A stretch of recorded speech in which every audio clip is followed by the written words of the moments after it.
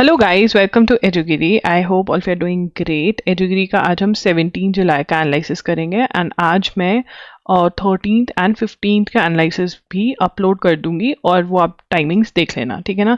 13th का तो हो ही जाएगा, 15th का भी हो जाएगा, 14th अभी मार्क करना बाकी है तो वो आपका कल तक हो जाएगा, ठीक है ना। And I am sorry for it, but I think why should I be sorry, because I was not well and if you are not well, I mean forcing your body. I am doing this from last 3 to 3 years and मैंने हमेशा force किया है और मेरी health बहुत बुरा हाल हुआ है, तो I think I needed that break and I am not sorry for it because मैंने इंटेंशनली नहीं किया ये। तो 17 जुलाई का एनालिसिस करेंगे, ठीक है। चलिए स्टार्ट करते हैं। Controversial IAS probationer Pooja Khedkar recall to Mussoorie academy.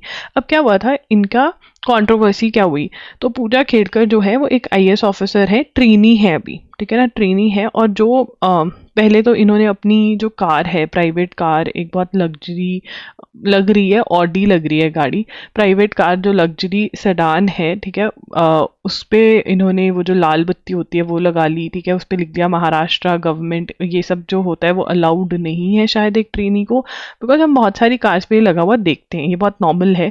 But maybe she came into the limelight because her mother, village के अंदर इनकी मदर ने क्या किया, किसी के ऊपर मे बी जिसके साथ लैंड डिस्प्यूट था या कुछ भी था, उसके ऊपर गन तार दिखा, मतलब सर पे रख दिया, कुछ ऐसा सा किया। I don't know exact story, but हाँ गन का रख दिया कि एंड ऑल ऑफ दैट। तो अब इनके अगेंस्ट भी, और ये भी कहा जा रहा है कि एक तो ये किया कि अपनी प्राइवेट लग्जरी कार पे महाराष्ट्र गवर्नमेंट लिखवा लिया, लाल बत्ती लगा ली, दूसरा इनकी मदर ने जो किया, तीसरा इनकी डिसेबिलिटी, मतलब डिसेबिलिटी, इन्होंने कहा कि ये डिसेबल्ड हैं, डिसेबिलिटी सर्टिफिकेट्स के अंदर भी कुछ गड़बड़ लग रही है, ऐसा कहा जा रहा है। सो दिस इज पूजा खेड़कर, ठीक है ना। अब पूजा खेड़कर कैसे याद कर सकते हो आप, पूजा खेलकर, ठीक है, कहीं पूजा खेलकर तो नहीं बनी आईएएस ऑफिसर, तो ये हम याद रखेंगे। तो Pooja Khedkar, Khedkar IAS trainee, IAS trainee issue, ठीक है ना। अब हमें क्या, इफ हमारा ट्रिक क्या है, कैसे याद रखेंगे, बहुत कम एक्सपेक्टेड है ये क्वेश्चन बट कभी कभी आ जाता है, ठीक है। ट्रिक क्या रखेंगे, पूजा खेलकर, कहीं पूजा खेलकर तो नहीं बनी आईएएस ऑफिसर नकली सर्टिफिकेट के साथ, ठीक है ना। तो ये हम याद रख लेंगे। अब इसके बाद जो फर्स्ट चीज़ है, ठीक है, अब्यूज ऑफ पावर, क्या केस हुआ है against abuse of power. Abuse of power कैसे किया, सबसे पहले अब्यूज ऑफ पावर कैसे किया उन्होंने, अब्यूज ऑफ पावर की अपनी कार पे seeking disability certificate, OBC certificate, illegally placing government of, यहाँ पे सबसे पहले लिखेंगे illegally, illegally placing beacon on her private luxury car plus sticker of Maharashtra government। I think इनको गवर्नमेंट गाड़ी पे भी अलाउड नहीं होता बट लगा होता है, ठीक है ना। लोग लगाते हैं, जो आईएएस ऑफिसर्स बनते हैं वो मोस्टली इसीलिए बनते हैं कि वो खुद का बढ़ावा कर सकें, देश तो बाद में आता है। This is the reality, we can not deny that reality. बहुत कम लोग गवर्नमेंट सर्विस में इसलिए जाते हैं कि हम देश को सर्व करें, उनका सबसे पहला होता है कि हम अपने आप को और अपने परिवार को सर्व कर सकें। This is the reality, right. तो अब ये थोड़ा लाइमलाइट में आ गई है। तो illegally place in back in, वो लाल बत्ती, ठीक है ना, लाल बत्ती लिख रही हूँ मैं, ठीक है, सिंपल ताकि याद रहे, ठीक है। लाल बत्ती जिसको देखकर बचपन में हर कोई आईएएस ऑफिसर बनना चाहता है, कभी मैं भी बनना चाहती थी ठीक है, बट हाँ वो बचपन में ही खत्म हो गया था when I got to know the entire thing कि क्या कैसे होता है, what are your duties and everything, and I was like I'm not made for it, ठीक है। तो यस, ये लाल बत्ती लगा दी, स्टिकर लगा दिया, और भी इन्होंने क्या किया, इन्होंने इनके इश्यूज आ रहे हैं सर्टिफिकेट्स के अंदर। सबसे पहले तो ये है, ठीक है ना, पावर्स का मिसयूज किया। दूसरा issue in disability and OBC certificate and OBC certificate,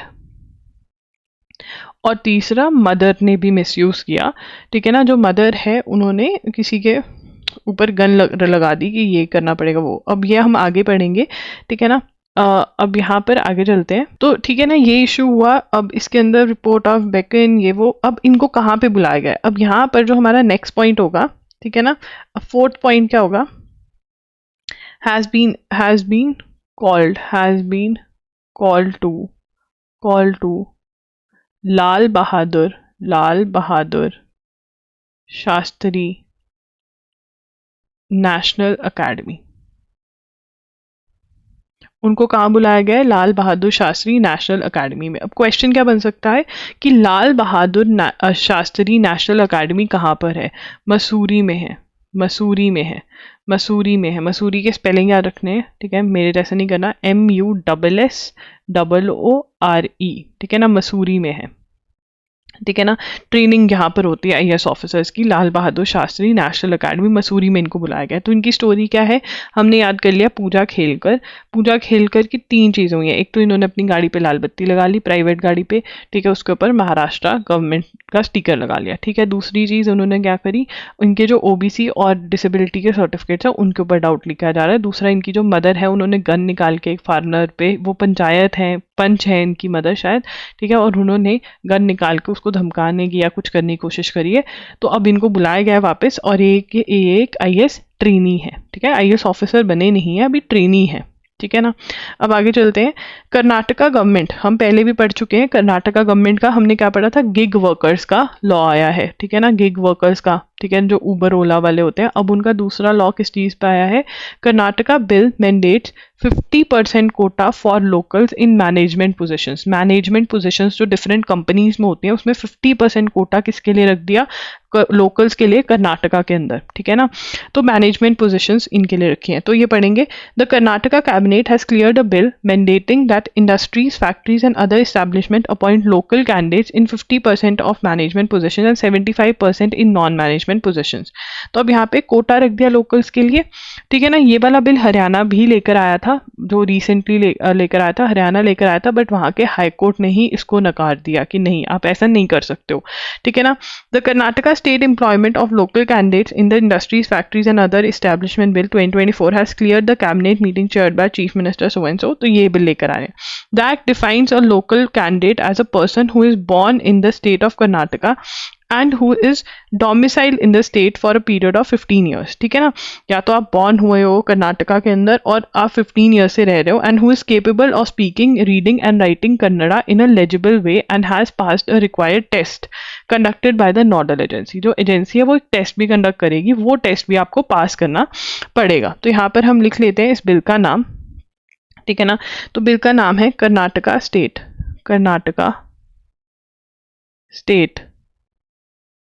employment, Karnataka state employment of local candidates in the industries, factories and other, right। तो ये बिल का नाम है एस्टैब्लिशमेंट्स बिल 2024, ठीक है ना। अब ये जो बिल है इसके अंदर क्या कहा गया है? देखो यार, क्वेश्चन में क्या हमें पूरा लॉ याद करना पड़ेगा दीदी? नहीं, बिल्कुल भी नहीं करना है, पूरा नाम नहीं याद करना है आपको। बस ये पता होना चाहिए कि कर्नाटका एक ऐसा लॉ लेकर आया है जिसमें लोकल कैंडिडेट्स को इंडस्ट्रीज, फैक्ट्रीज और अदर इस्टेब्लिशमेंट्स में, वर्क प्लेसेस में प्रेफरेंस मिलने वाली है। और ये प्रेफरेंस की डिस्ट्रीब्यूशन कैसा है कि यहाँ पर, ठीक है ना, कैबिनेट ने क्लियर कर दिया है। तो यहाँ पे लिख लेंगे Karnataka cabinet has cleared a bill mandating that industries, factories and other establishment, ठीक है, मैंडेटिंग, ठीक है, मैंडेटरी कर दिया, ये हम नहीं लिखेंगे, हमने नाम नहीं, ठीक है ना। लोकल कैंडिडेट्स को प्रेफरेंस दी जाएगी 50% मैनेजमेंट पोजीशंस में। और देखो यार, नाम से ही हमें पता चल रहा है कहाँ पर क्या हो रहा है, ठीक है ना। तो हम एक्सप्लेनेशन नहीं लिखेंगे, ये हमारे नोट्स हैं, हमें चीज़ें याद भी रखनी पड़ेंगी कुछ। और 75% जो है नॉन मैनेजमेंट पोजीशंस में, और 75% जो है नॉन मैनेजमेंट पोजीशंस के अंदर ये करेंगे, प्रेफरेंस देंगे किसको, लोकल कैंडिडेट्स को, ठीक है ना। उसके बाद the Karnataka state employment of local factories, ये हमने पढ़ लिया है। उसके बाद लोकल कौन है, हु इज अ लोकल, ये डेफिनेशन क्या है कि ये कह रहे हैं कि लोकल्स को हम प्रेफरेंस देंगे, लोकल है कौन, हु इज अ लोकल, ठीक है ना। तो act defines local as, act defines a local as किसको डिफाइन करता है local, number 1 a person who is born in the state of Karnataka. B, अब यहाँ पर एंड है, मतलब ये फुलफिल होनी चाहिए, who is domiciled in the state for a period of 15 years, ठीक है, and who is capable of reading, writing, and who is capable of reading, writing and, just a minute, लिखिए reading writing and speaking, ठीक है ना, speaking the language and speaking Kannada, ठीक है ना, कन्नड़ बोल सके बहुत क्लियर में, and would have to clear a test also, will have to clear a test conducted by nodal agency,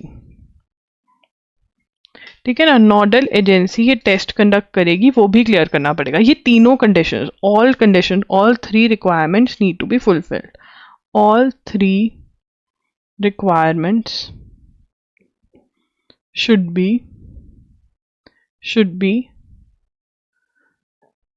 fulfilled, ये तीनों रिक्वायरमेंट्स जो हैं वो फुलफिल होनी चाहिए, तीनों रिक्वायरमेंट्स जो हैं वो फुलफिल होनी चाहिए, ठीक है ना, तब वो ये जॉब के लिए होगा, ठीक है। और वो कह रहे हैं आगे क्या कह रहे हैं, under the act candidates must have a secondary school certificate with Kannada as language, ठीक है, if not they should pass a Kannada proficiency test, ठीक है ना। और टेस्ट कब पास होगा, if have certificate from school, की स्कूल के अंदर पास किया हुआ है, from school no test required,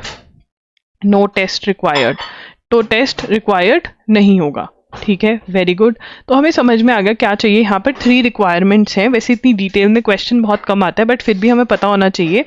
a person who is born in the state of Karnataka, ठीक है, बॉर्न वहां पर हुआ होना चाहिए, born in the state of Karnataka, domiciled in the state for a period of 15 years, ठीक है, 15 साल से वहां पर रह रहा हो। तो यहाँ पर हमें क्या क्या चीजें याद रखनी है, थोड़ा पॉइंटर्स बनाएंगे इसके अंदर, बॉर्न, ठीक है ना, ठीक है, रेजिडेंस रहा हो 15 ईयर्स के लिए, और कन्नड़ लैंग्वेज का है इसमें, ठीक है ना, कन्नड़ लैंग्वेज का है इसमें, ठीक है, ये देख रहे हैं। अब यहाँ पर हमें ये भी याद रखना है 50% मैनेजमेंट पोजीशन में और 75% नॉन मैनेजमेंट, जैसे लेबर जॉब्स होती हैं, और इसमें इफ क्वालिफाइड और suitable candidate not available in for the industry, तो ये लोग स्टेप्स लेंगे उनको ट्रेन के लिए steps to train the person, ठीक है ना, steps to train the person लेंगे, ठीक है। उसके बाद आगे चलेंगे, centralised examinations have not as the test. अब यहाँ पर ये किसके बारे में बात कर रहे हैं कि देखो, एक मिनट, मैंने कुछ और ही कॉपी कर दिया शायद, पर यहाँ पर ये बात कर रहे थे एडिटोरियल में कि फुटबॉल जो है ना, जो फुटबॉल चैंपियनशिप है, ठीक है, वो जो है बैक सीट ले चुकी हैं, लोग ज़्यादा नहीं देख रहे हैं, बट ये सब कुछ फॉल्स निकला, बिकॉज अभी हाल ही में 2 चैंपियनशिप्स हुई जिनके बारे में हमने कल भी पढ़ा था। हमने यूरोपियन चैंपियनशिप के बारे में पढ़ा, यूरोपियन चैंपियनशिप में कौन जीता, स्पेन जीता, ठीक है ना, किसको हरा करके जीता ये आप मुझे बताएंगे, स्पेन जीता इंग्लैंड को हरा करके, ठीक है ना, स्पेन 1, ठीक है ना। और उसके बाद हमें ये भी, हमने कोपा के बारे में पढ़ा, Copa America send their nations into franchise, Argentina जीता फॉर द 16 टाइम, अब ये हमने नहीं लिखा था, ठीक है ना, कोपा अमेरिका जो है कौन जीता, अर्जेंटीना जीता जीता फॉर द 16th टाइम कौन जीता? अर्जेंटीना जीता। ठीक है ना। कल हमने लिख लिया था कि स्पेन जो है 4th टाइम जीता, उसने जर्मनी को पछाड़ दिया इस चैंपियनशिप में नंबर ऑफ टाइम्स अगर वेमेन की बात करें। इंग्लैंड से जीता। ये सब चीज़ें जो हैं they are very very important. ये एग्जाम में आप एक्सपेक्ट कर सकते हो। 100% क्वेश्चन हैं ये, कि 100% आएंगे एग्जाम में। उसके बाद राइट टू प्ले की बात हो रही है। राइट टू प्ले कि बच्चों का खेलने का अधिकार, और राइट टू प्ले के लिए जो हीट वेव्स हैं, ठीक है ना, गर्मी इतनी बढ़ रही है, बच्चे इतनी गर्मी में कैसे खेलेंगे, तो कुछ जुगाड़ लगाना चाहिए कि बच्चे खेल पाएं। Play is universal and transcending national culture and socio-economic boundaries. According to UNICEF, play is vital for children to build social connections, develop physical and mental health, and enhance creativity. Enshrined in Article 31 of United Nations Convention on Rights of the Child, the right to play underscores its significance. अब यहाँ पर हम right to play की बात कर रहे हैं, right to play की बात कर रहे हैं। ठीक है ना। राइट टू प्ले कहाँ पर दिया हुआ है? राइट टू प्ले दिया हुआ है आर्टिकल 31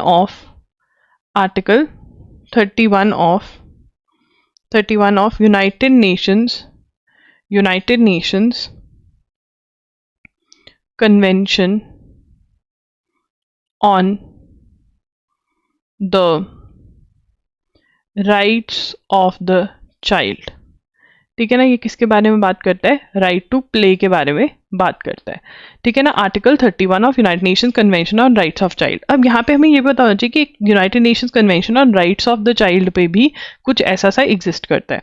फिर इन्होंने हमें बताया कि यूनाइटेड नेशंस डिक्लेयर्ड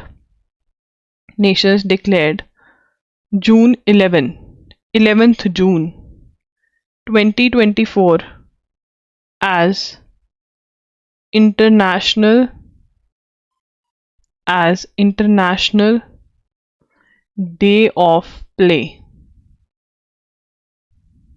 ठीक है ना। International day of play.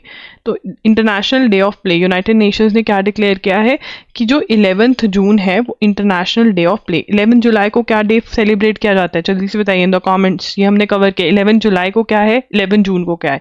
11 जुलाई को क्या है, 11 जून को क्या है? इनकी वजह से पॉपुलेशन है।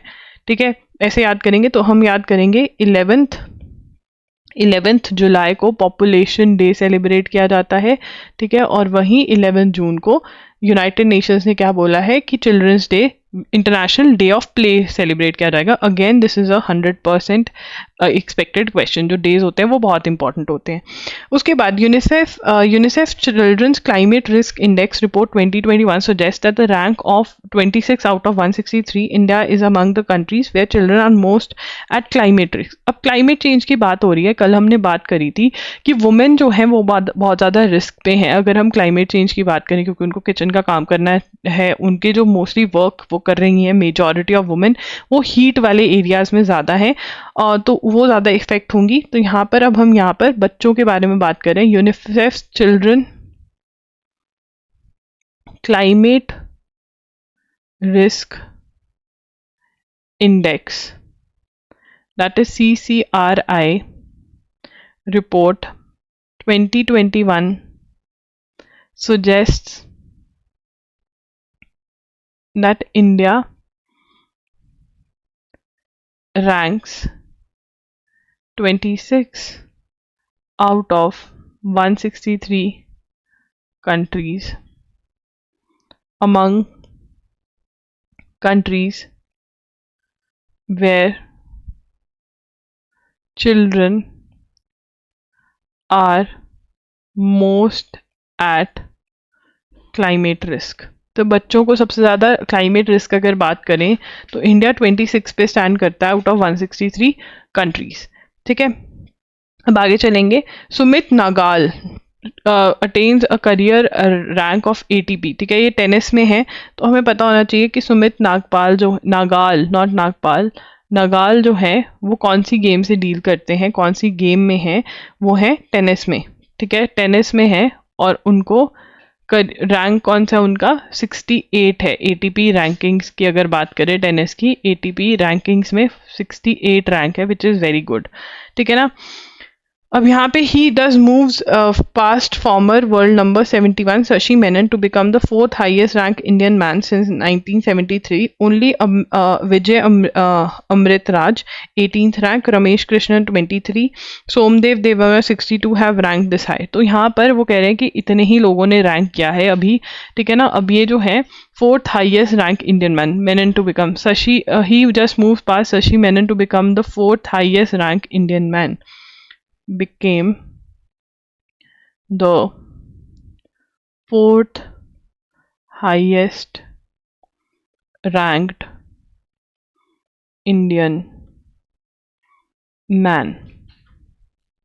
ठीक है. उसके बाद वेल्स फर्स्ट मिनिस्टर, जो वेल्स के फर्स्ट मिनिस्टर हैं वो स्टेप डाउन करने वाले हैं, फर्स्ट मिनिस्टर वेल्स के, ठीक है ना. ये यूएसए के, आयरलैंड और जो वेल्स का चलता रहता है वो है, ठीक है ना. ये अलग होना चाहते हैं, सॉरी यूके से, इंग्लैंड से, तो ये स्टेप डाउन कर रहे हैं दोबारा से, ठीक है. तो अब जो नया बनेगा उसका नाम नोट करेंगे. रवांडा के अंदर नए प्रेसिडेंट आ गए हैं, पुराने वाले ही दोबारा आ गया. रवांडा प्रेसिडेंट का नाम नोट कर लेंगे, क्या है, पॉल का गेम. किसका गेम है ये, पॉल का गेम, याद रहेगा, पॉल का गेम. किसका गेम है रवांडा, पॉल का गेम, ठीक है ना. अब चलिए आगे चलते हैं. CSIR chief, CSIR chief, that is, ये लिखेंगे CSR चीफ एन कलाईसेवी, कलाईसेल्वी, ठीक है, गेट्स 2 year एक्सटेंशन, ठीक है ना. शी हैज बीन, एन कलाई सेवी को मिला एक्सटेंशन, ठीक है ना. CSIR जो है उसका फुल फॉर्म क्या है, council of scientific and industrial research, ठीक है ना. 2 year एक्सटेंशन मिल गया इनको. And she has become the first women scientist to head CSIR Sesri in 2019. In 2019 she became the first woman. N कलाई सेवी, ठीक है ना. कलाई से, जो कलाई, चिट्टियाँ कलाइयाँ, वही गाना था ना, उससे याद कर लो, N कलाई सेवी, ठीक है ना. 2 years एक्सटेंशन मिल गया, मतलब दो साल और वो चीफ रहेंगी CSIR की, council of scientific and industrial research की. इसकी फुल फॉर्म भी याद करना इंपॉर्टेंट है, ठीक है. आगे चलेंगे. 1151 crore investment can help India in battery tech, ठीक है ना. तो यहाँ पर ये पढ़ लेते हैं पहले, आपको फिर समझ में आ जाएगा क्या है. A strategic investment of so this money crore over 5 years could give India significant international lead in development of advanced technology necessary to make batteries to electrify the vehicles of tomorrow, a report published. ठीक है ना. तो batteries के अंदर advancement पे एक report लेकर आए हैं, ठीक है. रिपोर्ट का नाम क्या है, रिपोर्ट का, and commission by the office of, has been prepared by, a report on how India can advance in battery sector, battery sector में कैसे इंडिया एडवांस कर सकता है, इसके बारे में बात कर रहे हैं, ठीक है ना. An investment of ₹1151 crore over 5 years, 5 साल में अगर इतनी इन्वेस्टमेंट करेंगे तो हो सकता है, ठीक है ना. क्या हो जाएगा, international lead in development of advanced technology necessary to make batteries to electrify the vehicles of tomorrow. Future के बारे में बात करें कि जो कल को व्हीकल्स बनेंगे उनको इलेक्ट्रीफाई करने के लिए जो बैटरीज के अंदर टेक्नोलॉजी डेवलपमेंट चाहिए, अगर गवर्नमेंट इतना पैसा इन्वेस्ट करती है तो हम इंटरनेशनल लीड ले सकते हैं. ये किसकी रिपोर्ट है, ये report by automotive research association of India, ठीक है ना, राई ने ये करी है। किसने कमीशन करी, किसने कहा कि आप ये करो? Commissioned by office of the principal scientific adviser to government of India, ठीक है, उन्होंने बोला। इसको नाम क्या दिया? ई मोबिलिटी मतलब movement, mobility is movement, e mobility R&D road map, research and development road map. अब यहाँ पे क्वेश्चन क्या बन सकता है कि ई मोबिलिटी की जो रिसर्च है कि भाई बैटरीज वगैरह में हम एडवांस कैसे जा सकते हैं, ये किसने करी? ये रिसर्च जो है automatic research association of India ने करी। किसने बोला इसको रिसर्च करने को? Commissioned by office of the principal scientific adviser, ठीक है ना। रोड मैप जो पूरा ई मोबिलिटी R&D रोड मैप जो है वो बनाया है, और क्या कहा है कि इतनी इन्वेस्टमेंट कर दो तो हमको इंटरनेशनल लीड मिल सकती है किसमें? Technology, advance technology of battery, electrifying of batteries में, ठीक है ना। तो रिपोर्ट ये आई है, तो रिपोर्ट्स भी इंपॉर्टेंट है, ये हमने सारा इसका डिटेल लिख लिया है। उसके बाद 2 न्यू जजेस आए हैं सुप्रीम कोर्ट में, ठीक है ना, 2 न्यू जजेस इन सुप्रीम कोर्ट। तो सुप्रीम कोर्ट में 2 न्यू जजेस आए हैं, और इनकी सबसे पहला पॉइंट क्या है, ठीक है ना, कि 34 जजेस हो गए, 34 जजेस, ठीक है ना, फुल स्ट्रेंथ। तो मतलब फुल स्ट्रेंथ मतलब कितने जजेस होने चाहिए सुप्रीम कोर्ट में? 34, और 34 के 34 पूरे हो गए। Full strength of supreme court जजेस, कितने जजेस अप्रूव्ड हैं कि होने चाहिए? 34 हो गए हैं। अब इसके अंदर सबसे पहला नाम जो है जज का जो हम लिखने वाले हैं वो है N कोटेश्वर सिंह। जो N कोटेश्वर सिंह है वो, उनके साथ एक फैक्ट जुड़ा हुआ है। क्या फैक्ट जुड़ा है? फर्स्ट जज from Manipur to be appointed to supreme court, ठीक है ना। फर्स्ट जज to be appointed from Manipur to supreme court, ठीक है ना। फिर उसके बाद R महादेवन जो हैं ये एक और जज बने हैं, और इनके साथ कोई फैक्ट नहीं जुड़ा हुआ है, बट फिर भी हम पढ़ लेते हैं कहाँ से आते हैं। The collegium has taken due note of the fact that mister R ranks 3rd in order presently serving Madras including the जजेस who have been at this stage collegium has given precedence to candidate, ठीक है। अब यहाँ पर ये Madras high court से आ रहे हैं, बस इतना नोट कर लेते हैं कि कहाँ से आ रहे हैं, मद्रास हाई कोर्ट से आ रहे हैं, बस इतना ही हम नोट करेंगे, क्योंकि हमारे को ये वाले जज से क्वेश्चन ज़्यादा एक्सपेक्टेड है। 100% यहाँ से क्वेश्चन आ सकता है, क्योंकि मणिपुर में डिस्टर्बेंसेस भी बहुत चल रही थी, तो इसलिए यहाँ से आ सकता है क्वेश्चन। उसके बाद आगे चलेंगे न्यूरो टेक्नोलॉजीज। देखो यार, हमने कल भी EEG के बारे में, इलेक्ट्रोएन्सेफेलोग्राफी के बारे में पढ़ा था, जिसके अंदर हम कह रहे थे ये ब्रेन की स्टडी है और इससे बहुत सारी डिजीजेस का पता चलता है। एक जर्मन साइंटिस्ट इसको 100 साल पहले यहाँ मतलब लेकर आए, ठीक है ना। इसके बारे में हम ऑलरेडी पढ़ चुके हैं, ठीक है ना। एलन मस्क का जो न्यूरो लिंक है वो भी न्यूज़ में रहता है, तो आपको पता होना चाहिए कि जो न्यूरा लिंक है उन्होंने अभी अभी ब्रेन के अंदर एक डिवाइस भी प्लेस करी उसको स्टडी करने के लिए, तो ये एलन मस्क की कंपनी है, ठीक है ना। अब यहाँ पर सेपरेट पॉइंटर्स हैं, तो ये फटाफट से हम सेपरेट लिख लेंगे। European unions human brain project